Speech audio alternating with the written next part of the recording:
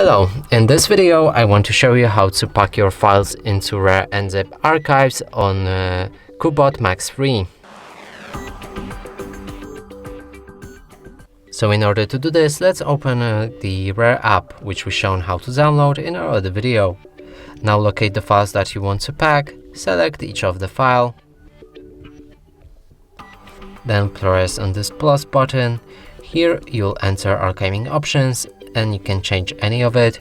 So I'm just gonna change the name, then click on OK, and that way you'll create the RAR file.